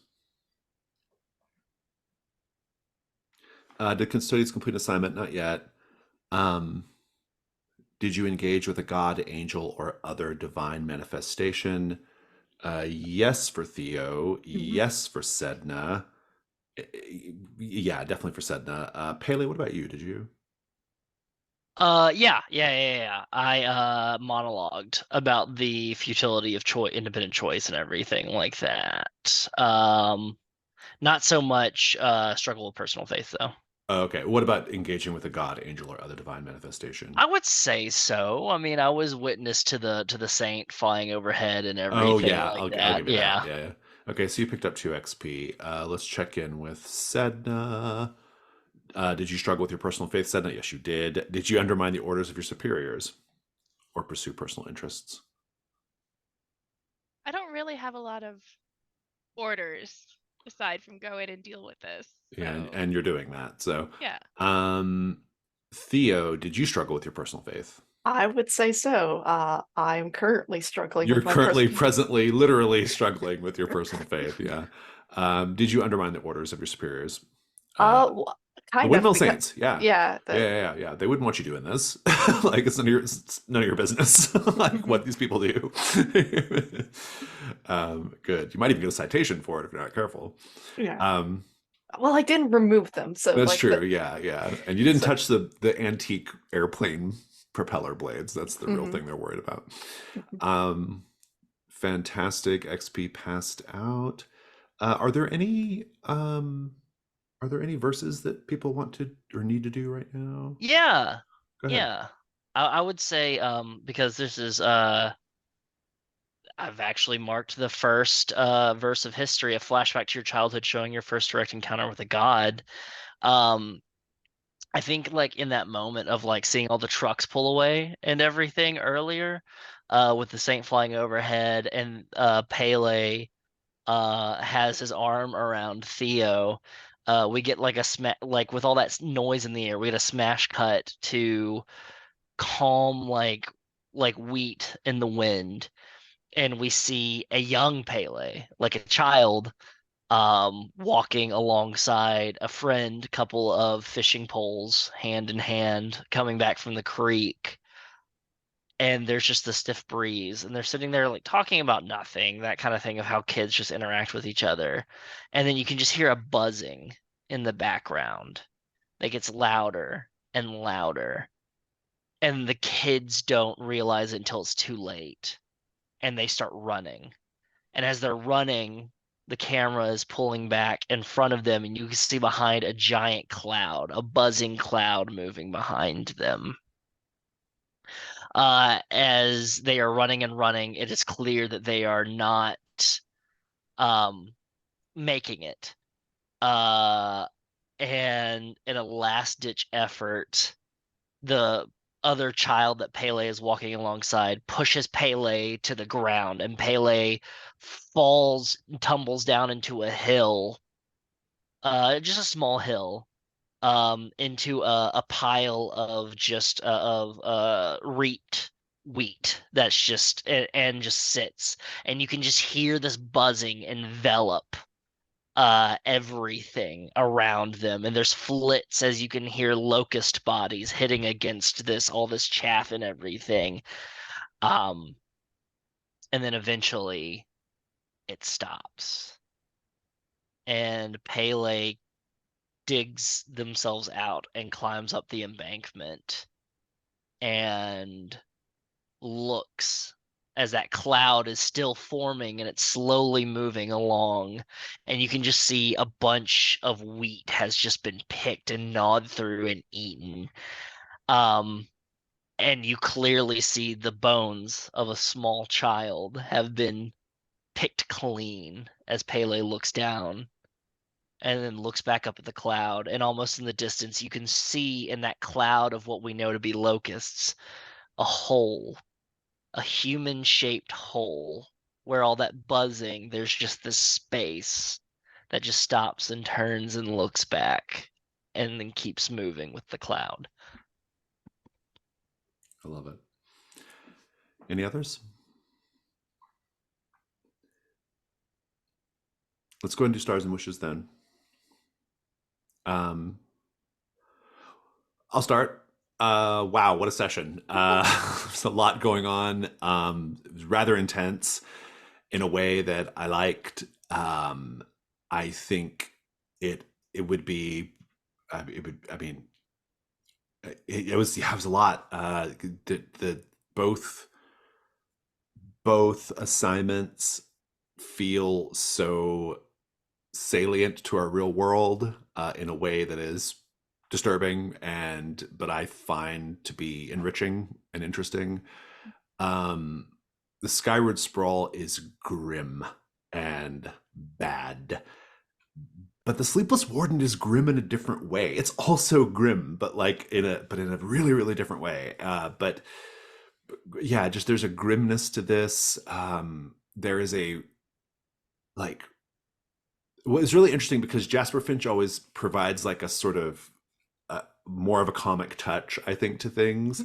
And the absence of Jasper made the bleakness of these two assignments like feel even more bleak in a sense. So I thought that was a really interesting effect of Jasper not being here today. And that's neither good nor bad. It's just an observation, really, more than anything. I absolutely loved what Sedna was doing today. I thought that I was really, really like keyed into everything Sedna was doing today, Amanda. I just really love Sedna's progression as a character. That stuff with Ezekiel was so short-lived but powerful. Like it didn't last long, but it was there. I particularly like when he asked you what color lipstick do you wear, and you're like, black. Or he's like, what shade is that? And you're like, black. Like that was really funny. It was like the one moment of levity in this otherwise like really grim situation. And then the thing with the with Novice Timber and the torture scene and all that, it was just so good. But also just the way you interpreted it, the way you filtered all these events through the Saint Electric and your feelings about the Saint Electric. It was all really, really great. And also your interactions with Mother Asbestos through the radio were great too. Just really, really fantastic. I feel like we got to see so much of Sedna in what is easily the most dangerous assignment you've done so far, walking into the middle of it by yourself. So it was great. Had a really equally great time with the other characters too, though. Pele basically intimidating Fitz and the boys down was really terrific. I also loved just that whole scene with Theo kind of lying in wait, ready to react as needed, and getting the jump on Tommy Bollinger. But I like that none of that whole scene, like none of it was like actually ended in violence. It was all just like sort of just it was all just like swagger and intimidation, which I thought was really great. And I think we learned something about these people in Welkin's Vigil too. Like they were so relatively easily dissuaded from their, like they were kind of all talk, in some sense, which I thought was interesting. I love playing Harlan Scythe. He's enjoyable. He sticks out in this setting, like he doesn't fit, and I think that's what makes him so great. All the answers to the paint the scenes were excellent today. It was so vivid and so world building and just really, really fantastic. Yeah, and that last little bit with Theo, I thought it was a great place to end the session because it was such an interesting echo of what was going on with Sedna and the Skyward Sprawl, down to even just like echoing the language between the two scenes. I thought that was really lovely and dark and good. So yeah. Wishes. I'm excited to have Jasper back, and I'm excited to see what he's been up to over in the Whisper Plains. And yeah, this is you now have all 8 of your conspiracy clues, so there will be no more new assignments. This is the end. So once these 3 are done, you'll be confronting the Institute and Dr. Ishikaro. So I'm looking forward to that. And yeah, this has been great. Just really, really excited to see where it goes. My stars are very, very similar. Yeah, this session was very intense. The big stars for Jason for the sounds, the scary sounds. I mean, you're always about the scary sounds, but this time it was like they're gonna haunt my dreams. But the person that falls from the shaft trying to crawl into the pit. Can I give a little bit of peel behind the? I'll give you a little glimpse behind the curtain there on that particular scene and the way I characterize that guy crawling out of the the elevator shaft. I have just started a rewatch of all the Quentin Tarantino movies, and Tim Roth in Reservoir Dogs, Yep. like when he's bleeding out, like he emotes and talks in a certain way. I was trying to capture just a little bit of that. That was definitely like swimming around in the back of my head because I just watched it last night. So yeah. That Ross is blood always noise great. he makes Yeah, with his yeah, mouth, where he's like, yeah. "Come on, Yeah. yeah, like Yeah, that." I'm just yeah. like, it sticks with me. Yeah. Oh. I watched it. Good I for watched it Tim for the Roth. first time in years, and I forgot how powerful that was and how good Tim Roth is. And then I was like, oh man, it's so good. So yeah. Anyway, I try to take my inspirations wherever I can get them. But yeah. Sorry, keep going, Sedna or Amanda. If you want to share your star with Tim Roth, you are welcome to, because Tim Roth's always great. Yeah, the sounds were extra. Everything was very creepy. All of the descriptions were really evocative and frightening. And then of course on break when I got into my elevator decided to just not open the door, just go up and down a bunch. And I'm like, yeah, this is fine. This is It great. was an omen. I didn't make it the proper sacrifice to the Sly King, and I'm screwed. But luckily, I got out of that one alive. I loved all of the scenes with Pele and Theo and Fitz and the boys. It was very actiony, but it wasn't violent because Pele. I mean, Pele will go to violence, no problem, but that's not his first thing that he wants to do is cereal. Or first thing they want to do is cereal, not violence. Theo, not terribly violent. So it was really interesting to see action Theo in action, so to speak. That was a lot of fun. Theo were like riding in on this motorcycle to jump into the fray. I never would have guessed it, but it worked so well. I really liked all of that. I loved Theo trying to take the pain away from the hallowed saints because I don't think anyone can unhallow a person. Well, I don't know. I'm not going to say anything. Maybe you could, but trying to take the pain away was a very meaningful Theo move, I think, and it really shows what kind of person Theo is and what sort of decisions they make. That I thought that was really really awesome. Wes, that last verse he wrote, the descriptions of it. Like I don't have a visual imagination whatsoever, and I could hear the buzzing. I could feel the sound of like the wheat hitting. Like it felt so real. It was such a great description. So huge stars for that. Yeah, my wish is to have Jasper back. He's always just so much fun. I want to see what trouble he's getting into. I want to hear about his monologue as he walks towards this place. I have an idea for a thing to do that my superiors would not like, but I'm gonna do it anyway. So I'm hoping to get to do that, and yeah, I'm wishing for those things.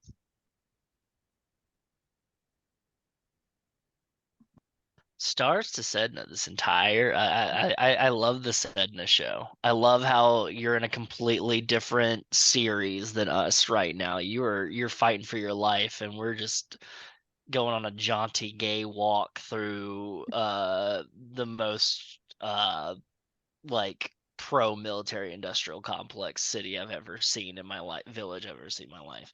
Completely different, but like yeah, I loved everything with Sedna. Equally heartbreaking and also just like Sedna's capable, but also Sedna has the worst fucking luck ever when it comes to dealing with like her own god. Like what the hell? Like why would you like I get it. I get why Sedna's like, don't do this. Gods are like this always. It's just what they do. Theo, uh, my favorite little sibling ever. Um, I love the dynamic between Pele and Theo, and that's one of my wishes. Is it sounds weird, but I want to get a break from it because I want to see some time apart from them and then come back together. I would love to see what a Sedna Pele's side quest looks like, like, or like them split off, and then like Theo and Jasper, and then maybe Theo come back to Pele and be like, I understand you a lot. And after spending time with Jasper being like, I understand you a lot more, and Pele being like, I missed you, Theo, like that kind of thing. I get that kind of vibe of like Jasper these just two alienating weird. all the other custodians. Like, Yes, yeah, yeah. But no, it's great. And Jason, yeah, your narration just tip top, just A plus, like all the time. Like you really understand like narrative pacing, but you also understand, like, I made a joke about it earlier when you had stepped away, but I was like, using the space and everything. I use that from like theater class all the time as like a joke of like, really use the space and everything. But like you really do, like with your narration, where everything feels intentional. And it's great, and it's great to play in. But yeah. And then my wishes is I can't wait to get all of our blorbos together. I think I used that term right. I don't check me on it. But yeah, I'm so stoked to see what's gonna come of this conspiracy and Dr. Ishikaro and everything. Yeah, I got echo a lot of the stars. Theo was more of like on support, just like trying to like hold back, try to figure out what was going on this session, uh, like and yeah, we're in two different like movies at this point, effectively. Like we're in this sort of like toxic masculinity like drama like movie, whereas Sedna is straight up in a war movie, including like the waterboarding scene of like that part. Like, oh my god, that was horrifying. I'm scared, Jason. I'm so scared. At least it's not milk. uh but yeah, I really find it interesting, like about how even though we're in very different genres, they still like have very strong parallels with each other, with like the torture scene with like Theo like taking on the pain, uh Sedna and Theo of like, Sedna, you cannot trust a god, and Theo says that they can be better. Like that's sort of like the idea of like, no, like this doesn't have to be this level of pain and sacrifice. It can't be forced. You can choose to be better. So like an optimist versus a pessimist, even though like the optimist is like not doing great. I start out with 2 conditions. Now I have 5, Jason. What happened there? you can do one more now, though, so that's I could good. do one more, but I get disadvantage on everything because I'm just a saddle guy. I want to give a star out to James Smith, who I know is watching this and who wrote the Skyward Sprawl. It's such a good assignment. Like, it is. It's great. Like, I mean, I think they're all really good in their own way. They all have different flavor and approach, and they definitely reflect the author's like kind of particular creative voice, an authorial voice. And the Skyward Sprawl is so good. Like, it captures, it really captures the satirical elements of the setting, but like smashes it directly in with like the horror. Like it's the height of the sort of horrifying qualities of this setting with the satire qualities. And the idea of like people trying to reach the highest condominiums and throwing themselves down elevator shafts in order to appease the gods so that they can achieve like kind of material comfort. Like, it's just so dark and bleak, right? And then obviously there's so many like real world parallels in this particular assignment, and it's just grim and in all the best ways, and it was very, very fun to play. But I also really like the Sleepless Warden too. Like, it's just a different vibe and a different pace, but it has its own sort of horror, and I think that's what I love about this game. Had we done Bowered Companion today, if Jasper had been here, it would have been, like I noted at the top, it's a really different kind of story. I interpret the Bowered Companion, which was written by B&R, incidentally. I interpret the Bowered Companion to be almost like an English ghost story kind of story, and Jasper's the perfect kind of character for that, because those like English Christmas ghost stories, they always feature like a guy just like Jasper, right? Like they always feature like a fussy guy who, who's very upset, but he'll be fine as soon as he has breakfast, like that kind of thing, right? And so I was really excited to do that, and we'll get that next time, obviously, when Alex is back. But I like that it all holds together because there's this through line of like of gods, right? Like gods is what makes it all work, right? And this very, very twisted idea of religion that is in this setting. So anyway, I just love it. Yeah, a wish is for Theo to journey over to that particular assignment, because like I am struggling with the Sleepless Ward, and just like how many conditions I've gotten through this, and Theo's just feeling the pressure of it. And yeah, and and that's not going to get any better as soon as like the Institute, which apparently is like directly recruiting from Welkin's Vigil, that's not going to get any better. So although the escape test subject is tracking down Jasper, so there's no safety really anywhere, I don't think. No. But, any other stars or wishes? I have another wish. We have an assignment move called the Dusk Mother's Embrace. I feel like we can still use that, right? You can, yeah. That's a thing that you have available to you, yeah. I want someone to use it. I don't think it'll be Sedna because I didn't do anything with that mystery at all, or that assignment, but it's there though. I think it'd be very fitting for the cormorant one. Bird on bird violence. Bird on bird. Yeah, bird on bird violence. Yeah. What would Harlem think of that? My goodness. It's great. Well, I don't have anything else, so if there's nothing else, we will wave goodbye to people watching the video. I will try to find the stop button.